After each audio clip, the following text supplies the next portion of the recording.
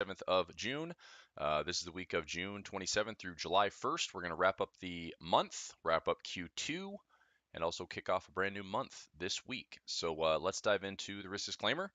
We understand as risk in trading, please and always use trade capital only. Do not trade with money you cannot afford to lose, whether trading stocks, options, futures, forex, cryptos. You know the risks. All right, follow me out there on social media. This is The Real Me, youtube.com/Chris Pulver. We're 5 subscribers away from 5,000, which is pretty nice considering we started at 0 last year. So appreciate all the support and the thumbs up on the videos and whatnot. Checking out the Keep It Serious and Simple video series. You're following me out there on other platforms, facebook.com/RealChrisPulver. Try to keep it the same for everything Real Chris Pulver. No underscores, no numbers. I'm not direct messaging anybody, not soliciting for scamming, crypto, blah, blah, blah, whatever. I think a lot of that stopped thanks to Luna and Celsius and other, yield farming Ponzi's. But anyway, hope all's well out there. But if you're following me, make sure you're following The Real Me. And if you message me and it's actually me, I'll message you back. All right, let's get into the markets. How's everybody doing today? Let me chime in, see what's happening. All right, everyone tuning in right away. Love it. Donna, good morning. Chris, good morning. Gary, what's happening? Juwan, good morning. Catherine, good morning. Todd's here. David's here. Edward, Ranjit, Wayne, Marilyn. All right. Nice to see everybody this morning. Starting things off with those watching, clicking that thumbs up button right away. Love it. What's up, Daniel? How are you? Okay, so 7/1 expirations. Like I said, we're going to wrap up the month. We're going to wrap up the quarter and kick off a brand new month. Let's take a look at the calendar very quickly, just so we are understanding where we just came from. Here's last week's wrap up. Everything was green last week. Bitcoin was off the lows, so sitting around 21,000. We'll take a look at that in a moment. NASDAQ up 7.49%, S&P up 6.45%, Dow Jones up 5.39%. That brings us year to date. NASDAQ is still down. Now, as deep as 30+%, we're at 25.81 on the NASDAQ. So tech is fighting back a little bit. I'm still more favoring China tech. We'll talk about that momentarily. S&P was 20+% off the lows. Now we're at 17.93. The Dow was creeping up towards 20%. Now we're at negative 13.31. 10-year note still above 3%, but off the highs, we were as high as like 3.4, 3.45 on the 10-year note. Now at 3.13 as of last Friday's close. Bitcoin still down 54% for the year, but the year is not done. We're going to see if the cleansing of 20,000 altcoins and peripheral coins become what is needed to focus on Web 3.0 and blockchain, and Bitcoin, Ethereum hopefully will kind of rise to the top in that regard. Oil off the 120 plus highs is down about 18%, but we're still hanging tough plus $100. So 108, and oil still up quite a bit on the year. Although we have seen a big drop in commodities. Let me see if I can find a screenshot. I found this over the weekend on Twitter. Have a look-see here. If anyone can see this, it says 52% of our commodity list are in bear markets. I'm going to zoom in. So everything, literally everything is negative. So down 10% or more. So this is essentially energy commodities, precious metals, base metals, agricultural. 88% of these commodity readings are down 10% or more. 52% are down 20% or more, and 27% down 30% or more. So we have some corrections going on, obviously, and we have over half of all commodities in a 20+% or more. So technically, we're in a bear market for commodities, which is a stark difference for what we were looking at for Q1, which is everything commodity-based, everything inflation-based was up. So is this enough to give the Fed and other central banks the ammunition and the evidence and the data to show that we are getting through the worst of inflation? If so, I think that's why we're starting to notice that the markets are fighting back. The markets fought back last week, so everything was in green. Here's the S&P today. Little indecision on the day thus far, but still nice little pullback. We are pulling back into some pocket levels. I'm very interested to see if we fill this 4,000 level on the S&P. And also on the SPY, pre-market is looking to be up about 50 to 60 cents. NASDAQ futures also indecisive on the day. But like I say, amateurs open, pros close. We still have Wall Street to open today, close today. We could have a bit of a pullback. Is this another fade the rally? I would like to think that the market is versus the third worst start in the history of the S&P 500, that the market probability-wise is going to at least end not as close to the lows as we are. So I'm not saying this has to be the low for the year, but 80 plus years of history shows that with this being the third worst start, we're likely going to finish off of those lows. Right? If you look at a chart with S&P history of, here's where the year closed, but here's the drawdown for the year. It's amazing that you're still finishing like 65, 70% of those yearly closes are in green. So I just think, again, probability, and everyone can argue like it's different this time. Well, I still think we're going to finish off the lows. I'm not saying we're making new highs. I'm not saying we're going back to bull market territory, but I think we're finishing off the lows with the market's ability to fight back a little bit. Right? There's still a ton of money in the system to put to work. There's a ton of money in China to put to work. We talked about this last week in the trading rooms. The money supply for China is in excess of $40 trillion, and the money supply for the U.S. is $20 trillion. So if China wants to flex its muscles with money supply, it can, and we're watching things like this. So I'm watching the Shenzhen Composite Index, which for the day is up again, and we're now 3 or 4 weeks in a row bullish. So this has been leading some of that recovery. Stocks like Alibaba, CQQQ, K-Web stocks I talked about in the equities on demand trading room. We're now 1, 2, 3, 4, 5 weeks in a row bullish. I think we have, let's see, 6, 7, 8. We have 8 of 10 weeks bullish on the Shenzhen. If you look at the CQQQ, I was looking for a potential pullback to revisit these lows. It doesn't look like it's happening, so we're just continuing to stretch. This could be a nice double bottom. If we break above these current levels, have a good week on the CQQQ. Again, China Tech could be leading the way to kind of alleviate some of the negative, tech prices that we've seen. I mean, China crushed tech last year. U.S. tech got crushed this year, and perhaps China Tech is putting in that safe low. There's your flow and opportunity for the next maybe 3 to 6 months. But money supply is a big deal, and China has lots of it. Okay, so following that, stocks this week have some expirations to monitor, have some levels to discuss.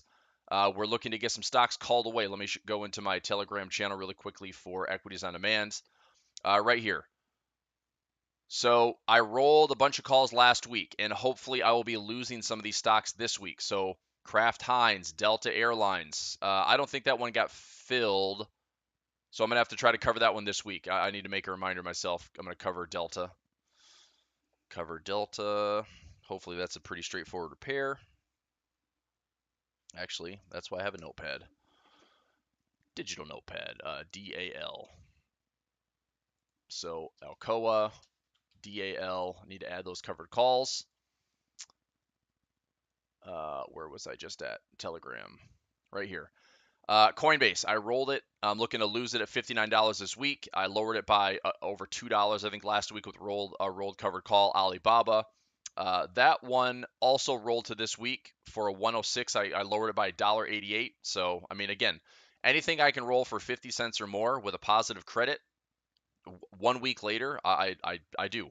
And I'm pretty confident that if price stays where we are, we could be losing stocks for profit this week. So KHC could get called away at 37.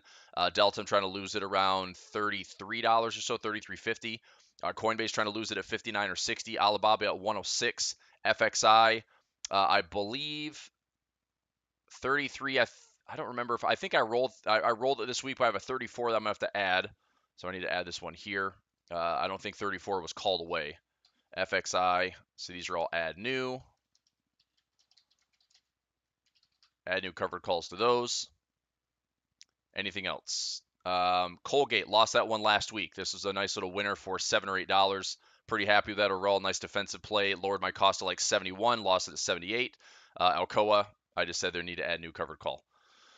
Okay, so that's what's going to take care of most of the week for stocks. We'll probably take some new trades as well. Double check our 7-1 expirations. Let's get into our currencies. Dollar index, oil, gold, silver. Okay, dollar index still hanging to these highs. As we are heading into the end of the month, let's take a look at the news really quickly. So what do we have lined up for this week? I don't think we have non-farm payroll on Friday. So we have to go to this week's trading.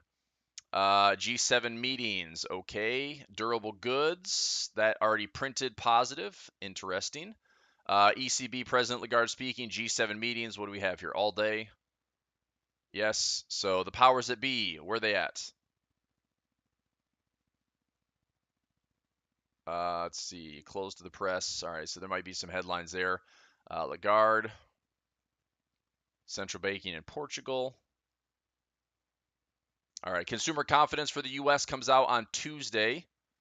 Oil inventories, RBNZ statement of intent.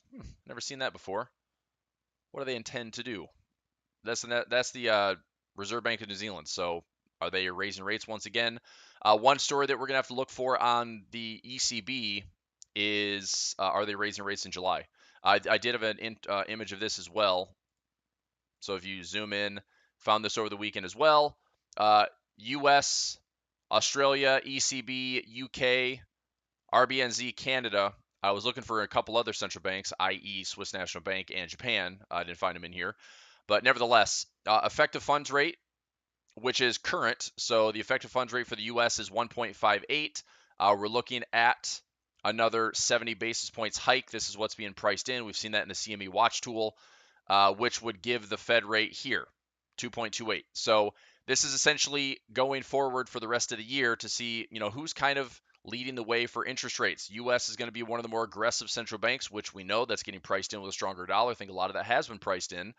The RBA looking to continue to raise rates July and August, bringing those rates up by around 50 basis points each. By the end of the year, it's interesting looking at the RBA to be above 3%. The UK looking for the end of the year to be close to 3%. The ECB raising rates somewhat aggressively. This is something I didn't notice. Take a look at that. Implied interest rate, 29 basis points. Okay, in July, looking for a negative run, which I don't know if that means they're going to cut rates in July. I doubt it. That'd be crazy to cut rates in July and then raise rates in September. But again, looking for the end of the year, the ECB forecasted to be around 1%. Now, we've seen with, I think, last month's or even this month's ECB rate decision that the market was trying to price in between like 75 basis points and 110 basis points or even 140 basis points on the ECB, which based on this looks like we're going to be shy of 1% by the end of the year, but over 1% going into 2023. And then we go into the RBNZ, one of the steepest, going into 4% by the end of the year by the RBNZ. So maybe their statement of intent is to show that they're going to continue to raise rates. That does make this carry trade opportunity very interesting. New Zealand versus Swiss, New Zealand versus yen, Aussie. If you're trading against the Swiss or against the yen, that carry trade could be what puts us into a really interesting environment come 2023. We could have much lower volatility in forex, focused on some of these extreme highs and lows that the market has clearly found. And off of these extreme highs and lows, if it favors positive carry, I think that's going to be some really good direction to possibly trade into 2023. And then BOC, looking to raise rates again, 3+% by the end of the year, continuing to raise fairly aggressively between 50 and 70 basis points. So what it looks like we have most central banks doing are they're still fairly aggressive and steep in their rate hiking cycle, but starting to taper that down and slow that trajectory going into the end of the year, into next year. So you notice that how we start fairly aggressively, we're tapering that down. The UK is again 50 basis points and starting to taper that down. The ECB is kind of ramping up and then neutralizing or tapering down a little bit. RBA aggressive, tapering down. RBNZ fairly consistent, around 50 basis points all the way through the rest of the year. And then Canada aggressive and then tapering down. So, but the moral of the story here is a lot of central banks are still going to continue to raise rates. A lot of that is the kind of the anti-inflation play, which is part of their toolkit. Doesn't mean it helps, doesn't mean it navigates a guaranteed soft landing, doesn't mean that the world or the U.S. doesn't avoid a recession, but that's what the central banks are trying to do to make a big old difference. All right, what else do we have for news? OPEC meetings this week. Okay, that's on Wednesday all day. What's OPEC going to say? What are we going to have for promises in the future for supply? I don't know. We'll find out. What's oil prices going to do? There's going to be some volatility on Wednesday and Thursday as we wrap up the month and Q2. Let's see here. ECB President Lagarde speaking. Bank of England Governor Bailey speaking. Fed Chair speaking. What are they doing? It's the three stooges for central banking. Policy panel at the ECB forum in Portugal. Okay. So Powell, Governor Bailey, and ECB President Lagarde all speaking on Wednesday. Perfect timing. Anything else? More Fed speakers. And then Thursday, a lot of low impact news. GDP for the pound, which I'm surprised that's not more than low impact. More OPEC meetings on Thursday. Core PCE price index for the U.S. on Thursday morning. That again is wrapping up the month and Q2. And then Friday, low impact news ISM. The ISM manufacturing PMI for the U.S. We're looking for this to stay, again, if you want another kind of recession indicator, as long as this stays above 50, that's a good sign. I know that it's been printing a little bit lower. So we've been in the mid 50s, but as long as it stays above 50, that's hopefully kind of anti-recession, right? But watching that number for Friday. So there's some news. We have some talks. G7 central bank forum or ECB forum with several speakers. OPEC meetings this week, wrapping up the month and the quarter. So we've got plenty to watch. Let's go back to our charts here for dollar index. Will the dollar take a break? Will we have these multi-year highs retested and the dollar can correct? Hopefully this will play out with at least some type of high to low, lower high to lower low. Still looking for the dollar correction. Doesn't have to be much. It's literally just a technical correction. I still think that longer term the dollar probably looks more favorable, especially if there's more uncertainty ahead. Unless it's like, oh, this inflation stuff is so 2022, and the market is pricing 6 to 9 months forward, and we could start making a run in the stock market recovering while the U.S. takes a hit, or the U.S. dollar takes a hit to the downside to favor more risk appetite. DXY is in a similar boat. You can see the chart right here. Okay, DXY is actually starting to come off those lows, but again, are we going to continue to go lower and break these recent lows from May, come back and find some of these technical pockets and pivots that have been missed along the way? I'd like to see the DXY come back towards 100. If we can have some type of correction back to 100, let's find that 50 EMA on the weekly chart. Let's find, if we go back to the daily time frame, let's find the 50, and if we break it, we talked about this last week in Flex. If we break the 50 EMA, do we head down to these lower EMAs in balance? Past resistance becomes support. Nice little EMA cluster here. Plus, we have some pivots and pockets that have been missed. It's just a little correction from the trend line and a break of that. So it could, take its sweet time and hit the 50 and then bounce back up one more time, find some type of rising wedge. Then we have a correction going into maybe fall. One thing I keep thinking about with timing is, it's June. We're going into July. We're going into a holiday weekend. I don't anticipate a ton of volatility over the next couple of weeks, but I just think this market is just bubbling under the surface for higher volatility for August and September. Q3, Q4 likely going to be very volatile in Forex and very volatile in stocks. Whether it's risk on, risk off, we'll have to wait and see. I think if the market puts this inflation stuff behind it, it's ready to price in 6 to 9 months moving ahead, I think we have a risk on rally coming Q3, Q4 for the market to fight back. And that's just because of just an obscene amount of money supply and money that needs to go to work and money that's trying to just make up for lost ground of what was happening earlier this year with a big decline. Okay, all right, so that's dollar pairs or dollar index. Let's go U.S. oil. U.S. oil, we're through the 50 EMA, which is why I think we could have some sideways movement here. I think oil with OPEC this week, especially, we might have some volatility on oil. We have recent lows around just over $100 and recent highs right around 110. So we could be stuck a little bit. I wonder if we're going to come back and find these recent lows around $96. I've literally seen cases on both sides. Oil going to 70, oil going through the roof. I don't know. Right? I mean, I truly don't know. I think that we have orchestrated a potential energy crisis, which would send oil to $150 to $200. But at the same time, I almost feel like the production of oil is so much more efficient now than it was 5, 10, 20 years ago that it takes way less money and output and resources to produce the oil that we need today. Again, there's literally arguments both ways. I don't know where oil wants to go. I think if anything, I'm pretty safe that we have resistance here and support here. We might even be doing something slightly different like a wedge where we have this high from 128 down to a lower high. We have this series of lows to a higher low. So could we just see a big wedge play out with indecision and supply and demand? Sure, we could have oil doing this, right? Big wedge in oil, and it doesn't really go anywhere. And then later on, we have to figure out, does this end up breaking to go higher or breaking to go lower?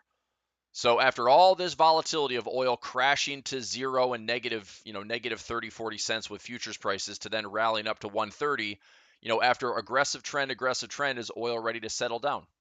We could be staring at that right now, where everyone's worried about oil going to $200 or dropping to $50.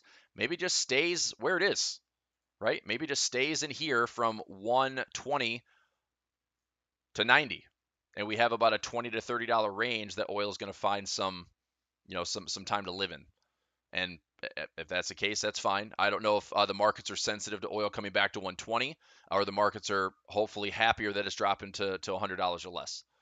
But oil is going to be a continued story this year. All right, let's talk cryptos for a moment. Bitcoin is at 21.2.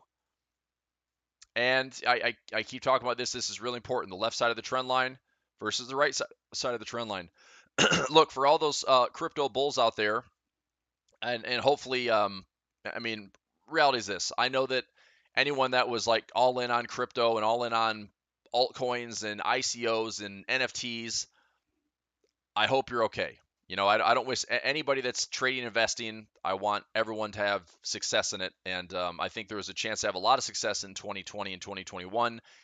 This year, not so much. It's been really hard to be a crypto bull and enjoy this ride.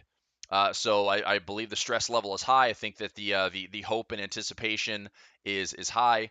But all I keep saying is we have to break the trend line.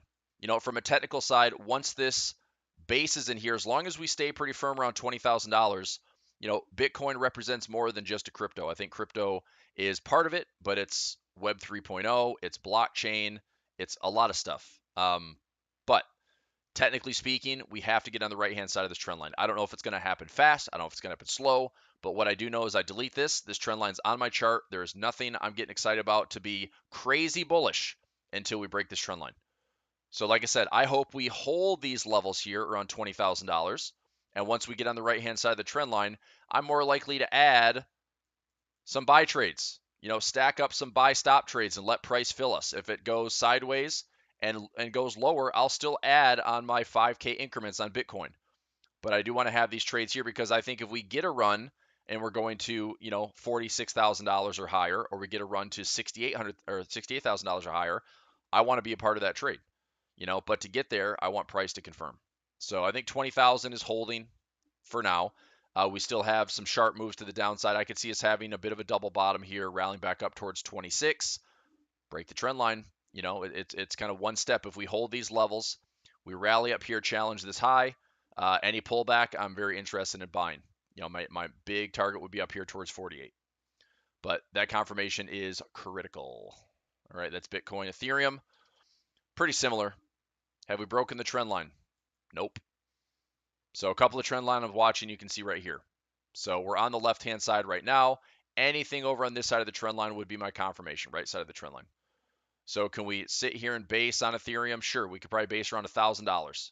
As long as we stay there, once we get a break, way more interest in this thing heading up, getting back to these highs around 3,200, 3,300. And from there, you're looking at, hopefully a big run of the highs at nearly 5,000. Okay, as far as other coins, I still have a portfolio of like 12 coins. My biggest positions are Bitcoin and Ethereum, and I'm going to keep it that way. I haven't added anything new to other coins in months. I've literally just dollar cost average into Bitcoin and Ethereum. I think that's where most of the concentration will be, for me at least. That's where my speculation is. That's where my longer term interest is. So I'm going to stick with Bitcoin and Ethereum for right now. And I say that on my newsletter. If you're a subscriber to my Pulver Report newsletter, all I've been talking about cryptos is Bitcoin, Ethereum, the major levels that I'm watching, and that's what I'm trading. Okay. All right, let's talk currencies for a moment. Currency strength charts right here. The dollar took a little bit of a nosedive. The euro is stronger on the day. We have some JPY volatility as well. Everything is pretty stuck for right now. Again, it's a Monday. We don't have a ton of volatility on the vertical axis. I'm happy to see the euro's doing okay. Everything else is stuck right in the middle. Aussie was weak. Yen was strong. They both come back to baseline. So Aussie rebalanced, yen rebalanced. Everything is fairly stuck. Like I said, euro's a little bit stronger on the day. Very happy to see, anytime I get separation from the euro and Swiss and it's euro on top, thumbs up for me. Traders know this in my flex room. I've been in this, swan song type, is this swan song, I guess, or my magnum opus of the euro Swiss. And I've got a pretty decent position built on euro Swiss, and I spent a lot of time in it, trying to make some good profit on it, and hopefully it cooperates. So any separation, like I said, euro on top, Swiss weaker. I wouldn't mind getting that anytime. And like I said, it's going to be an interesting summer. I don't really think we're going to have a ton of volatility outside of maybe a holiday surprise. We're going into end of Q2 in the month. We're going into a holiday weekend. Is the Forex market going to throw something crazy at us like a flash crash over the holiday weekend? I don't know. Maybe August brings it too. I don't know. But in the back of my mind, I keep mentioning it. I'm not mentioning it to be like some self-fulfilling prophecy. I'm mentioning it because we haven't had one in a couple of years. Okay, we haven't had a flash crash since 2020, and they've been fairly notorious. Like, we have these extreme trends, and a flash crash pops up, almost every year since 2015. So the fact that we haven't had one is not a good. It's not a bad thing. Um, I just think that we've had enough movements and enough kind of irrational trends that it makes sense that the boxes could be checked for a potential flash crash event. So just saying, we've talked about it and we're prepared for it, but it's never fun to be caught off guard or taken by surprise. So we're trying to at least be aware of it and what pairs could offer it. All right, so that's that. Go into our charts here. Any currencies you'd like me to take a look at? Any stocks you want me to take a look at? Happy to take some requests right now before we wrap up the session. Aussie CAD, just watching some range trades. I'm buying low, trying to sell or buy it back up towards 91.50, or even up to this high around 94.50. I think we could have a potential range here from lows around 9,000, highs around 95. Aussie Swiss, I'm holding some buy low positions here. I'm willing to take this down towards 6,400. We have a nice pocket trade back towards 68, 6,900, even back to 7,000. I'd be pretty happy on Aussie Swiss. If RBA raises rates, Swiss stays at negative 0.75, maybe that carry trade opportunity differential could help. Risk appetite, China doing well can help the Aussie as well. Aussie New Zealand, no trade. Aussie yen, I'm hedged long in this one. We're going to see if the JPY really cooperates. If the JPY rebalances and finds equilibrium, then the JPY should be strengthening over the next month or two or three to really find a lot of equilibrium that's been completely irrationally lost along the way. Okay, so like I told traders last week in this, I am hedged long on Aussie yen. So I'm short Swiss yen, short dollar yen, but I'm long Aussie yen, long euro yen, just in case the yen doesn't cooperate technically. I have to have something where I can still generate profits, and I'm looking at possibly Aussie yen going back to 100 parity. If that's the case, that's 700 pips higher. That's obviously a nice little hedge against other positions that I'm holding. CAD Swiss, I'm long on CAD Swiss. SNDL and CLVS. All right, Laura, I'll take a look at those. Swiss yen, sure, Joe, we'll take a look at that. CAD Swiss, I'm long on CAD Swiss. We got filled at this equal low. Okay, and then we have some levels at 73.50, 72.50, and 71.50, all small entry levels to get stacked back in. And my goal on Swiss yen would be this. If we start turning the corner now, I'm looking for that trade back up to this pocket around 76.50 or revisit the highs around 78. If we come all the way back down to fill these levels, it's totally fine. Buying low and stacking some orders up, taking it back to the same level, 76.50 or higher. So CAD Swiss I like long, Euro Swiss I like long. I am still kind of a Swiss weakness trader right now. Part of it's from the negative interest rate. Part of it's for the potential carry trade in the coming months as other central banks are starting to continue to raise rates. Also, based on the technicals, the Swiss is one of the strongest currency pairs in the majors. Okay, of the majors, K-Web long calls. Okay. I got to check some of those. Let me log into my account really quick. I want to check on some calls really quickly. If my K-Web and Alibaba are up, that would be pretty sweet. Order status, positions. Let's have a look-see.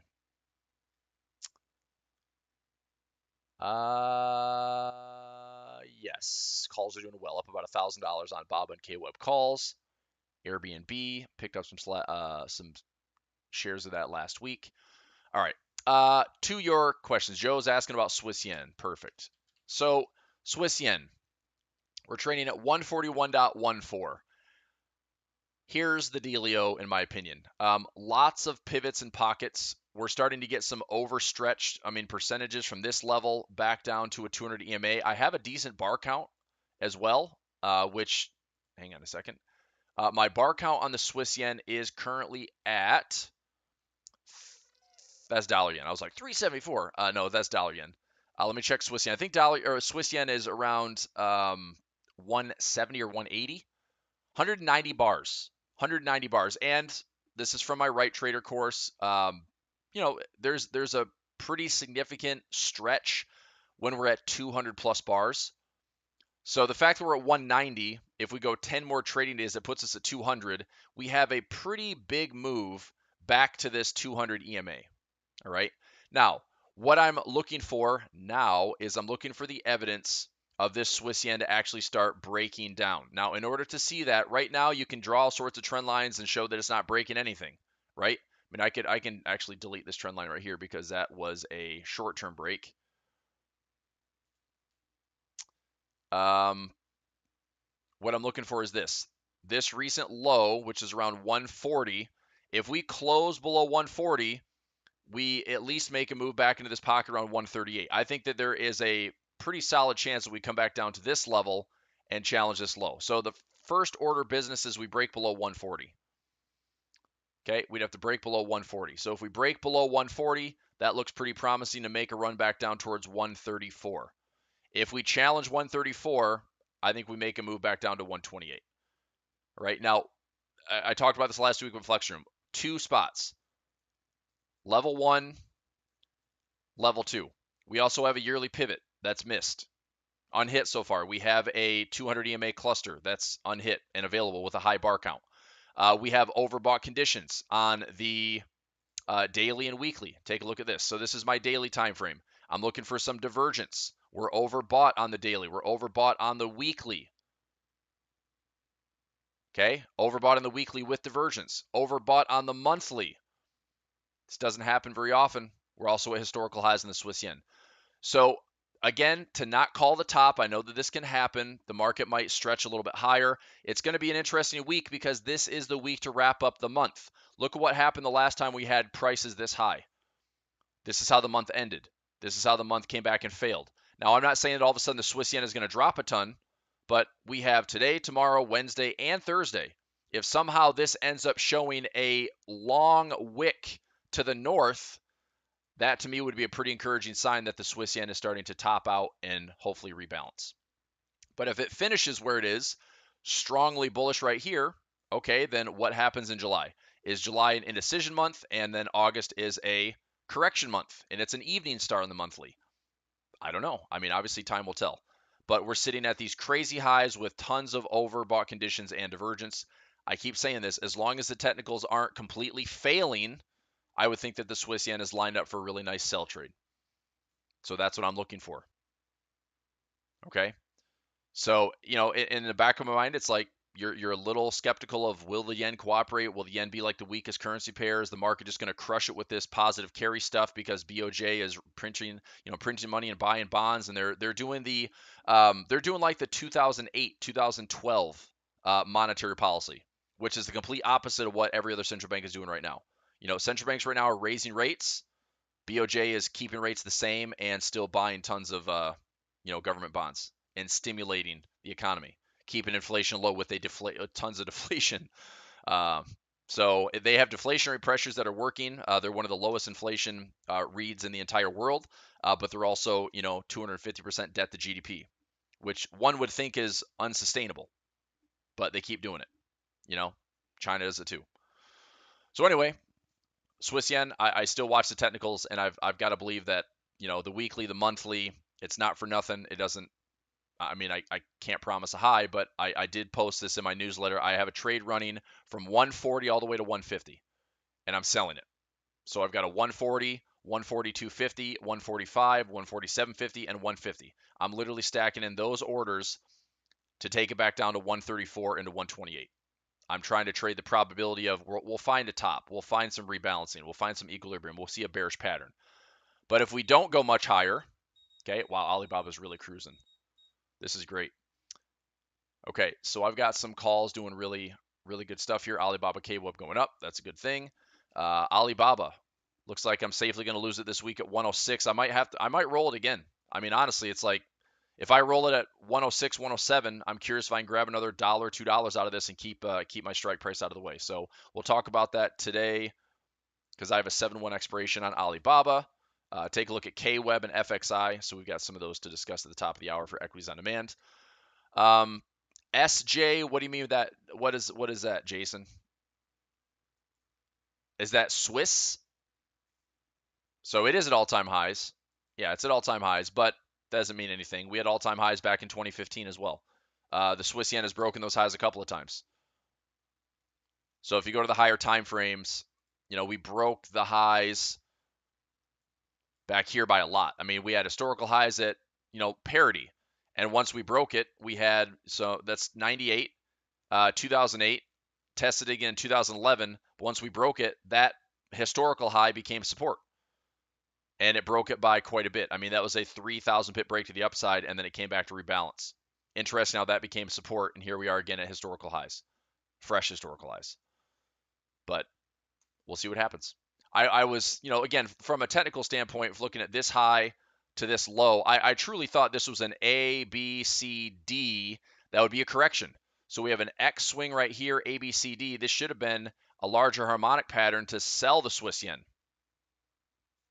And again, technicals didn't really align. But is it stretching into something different? X, A, B, C, D. Does it stretch into something like that? It could still be a valid harmonic pattern. And off these highs, if we have overbought conditions, a little correction goes a long ways. 382, 50, 618. We'll take a look at that. It's very possible that's what's still in the works, and there's time. Okay. Javon's asking, what time frame do I trade from? Doesn't matter. I do a lot of my analysis on daily, weekly charts. I set a lot of pending orders. I'm rarely in the trenches, day trading. A lot of my orders are set up ahead of time. Robots take the trades for me based on confirmation of indicators or range levels, or I'm, buying it bought oversold conditions. I'm selling high and buying low, and I work through a lot of small positions. So, I mean, again, my flex trading room, you get the feel for it. We analyze mostly on the daily and weekly time frames, find our big levels, find our open spaces, and we trade accordingly. What I'm looking for is direction, and then you can trade any time frame you want. If I can find direction, you can trade the 1-minute chart all day long if you want to.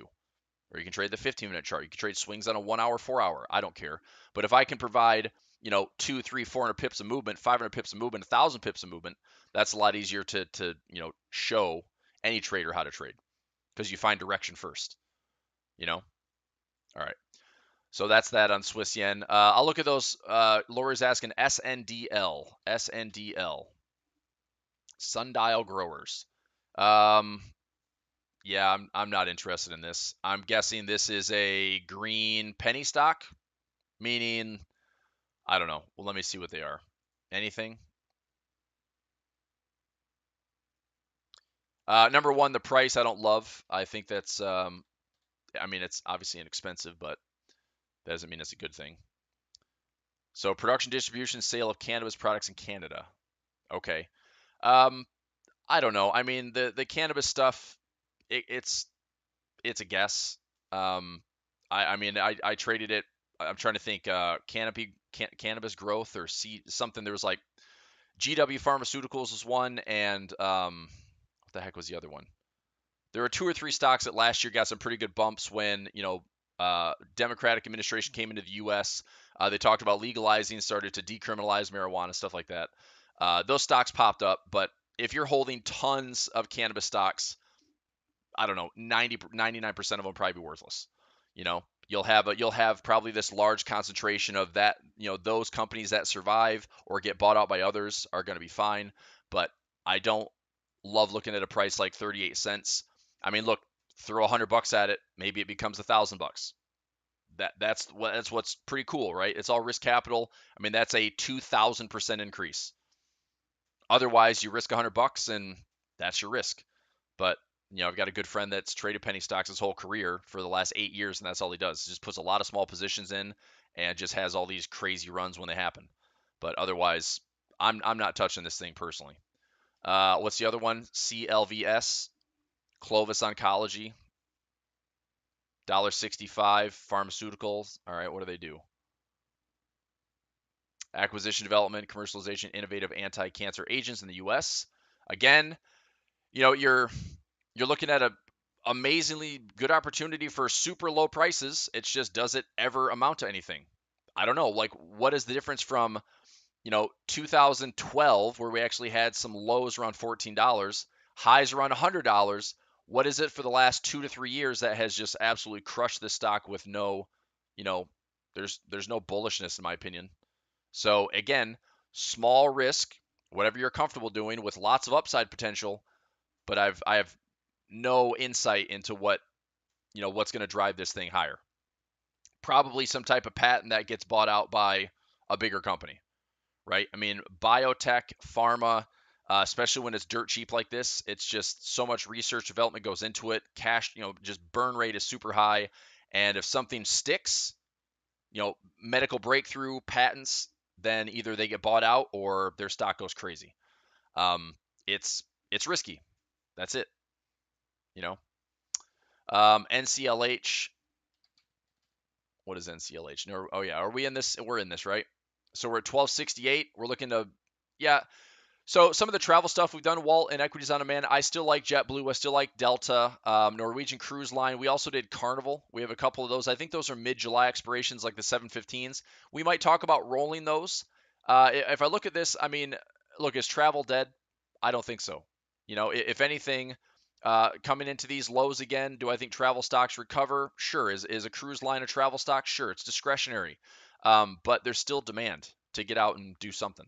Maybe it's a bit of summer vacation. Cruises are popular, or winter vacations when snowbirds want to get the heck out of the terrible weather. Cruises are popular. So, Norwegian is more of the upscale cruise line. It's a pretty inexpensive stock. And I wasn't even looking for a big move in this one. Our goal is to try to own this in the low, the low teens and try to get this thing to rebalance back up to, $25.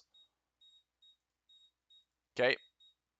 AUI, maybe I'll look to roll that one. Let's talk about that one this week as well. We're getting a lot of chart alarms, which is promising. AUI. Okay. All right. Anything else? So Walt, we'll talk about that today. Yeah, we'll talk about that. All right. I'll wrap it up there for today. Jose, are you asking for the stock? BAKKT. What are you guys giving me? Are you giving me SPAC plays? Are you giving me penny stocks? Like, what is this? Look, if you see anything that looks like this, if you're willing to part ways with whatever you throw at it, that's my trade. If I want $100 that I'm willing to risk, throw it at this. It either goes up to become a crazy return or it's $100 you just lit on fire. But this stock does not give me any confidence. There's no structure. There's no history to go off of. I mean, it's just a guess. I don't know. Why is this stock $2 when it was up at a crazy peak at $50? I have no idea. So do some more research, right? But a stock that looks like this does not look encouraging to throw money at right now. We just talked about this last week on Friday for Equities on Demand. We did a scan looking for tech moneymakers. I think that tech right now is probably the recovery in the near term. If we take a look at some of our sector performance, let's go for the last 5 days. Okay. Everything, this is crazy, right? Look at year to date. Year to date, energy was up 50%. Now it's up 28%. It's still the leader, but there's a reversion to the mean happening in energy and commodities. I showed that this morning. Go to the last 5 days. Okay. Maybe there's a bunch of profit taking right now on energy. Maybe there's, again, where you're putting it. Well, you're putting it elsewhere. Consumer discretionary is coming back hard. Technology coming back hard. And this is what's silly. Do you remember how Apple, Facebook, Amazon, Google, Netflix, the FANG stocks were like the best play for the last 10 years? And now that they've been beat up so badly, it's almost like the market doesn't know what else to do other than dump money back into them again. I feel like that's what's going on. Like people are like, oh, just put it, I could put it in the S&P or I could put it back in the FANG stocks because they're down, 40% on Amazon or down 70, 80% on Netflix. It's like, makes sense because are they value stocks now? But it's like, have we not learned anything? There's other ways to trade, but hey man, maybe that's the easiest way to do it. Keep it simple, right? Throw money in FANG stocks. Anyway, so again, Jose, I'm not trying to be mean on the BAKKT, but I look at any symbol that looks like that. I just don't have a lot of interest unless you're totally willing to risk whatever it is you throw at it. You throw $100 at it, it can become $1,000+ dollars, or it becomes zero, or it becomes $100 that just sits there for the next 6 to 8 months doing nothing. But I don't like putting a bunch of money behind something like that because I have no reason or I have no research to show that it's going to go up. So if you want to do some digging, maybe there's something to it. Okay. All right, traders, I'm going to let you go. Take a small break for EOD. We got class at the top of the hour. Really quickly, if you would do me a favor, if you're watching, click that thumbs up button for me. Help the channel, support the algorithm, all that good stuff. Also, we're 5 subscribers away from hitting 5,000. So I would love to see that cross this week. If you would, if you've got anybody out there that's trading, looking for some free education, I appreciate the, the word of mouth, and that helps me grow the channel. But 5,000 would be a nice little milestone from last year at 0, since I just started the channel, having some live sessions and having some fun, and all good. All right, traders. I'll be back on Friday, 9 o'clock for the weekly wrap up. This week in Flex, Tuesday, Wednesday, Thursday. We'll be trading all week. So even though it's a end of quarter, end of month, and going into a holiday weekend, we're still business as usual all week through Friday. And I'll see you all this week in the trading rooms, Flex and EOD. If you'd like to join me for any of my trading rooms, I have a free trial for both of them, $27 for the first month. You can go to my website, pulverreport.com. Pulverreport.com. Click on. You can join my newsletter for free, which I send out top weekly picks, and then go into systems and trading room. And you can find the Flex and Equities on Demand trading room there. Learn more. So again, like I said, trial for the first month, $27. Trade live with me for an entire month. Let's make some pips. Let's make some profits in stocks and options, and learn how to trade. Okay, sounds good, everybody. Thanks a lot for the thumbs up. Smashing today. It looks good, and have a great week. See you on Friday for the recap. Happy trading, lots of profits. Bye.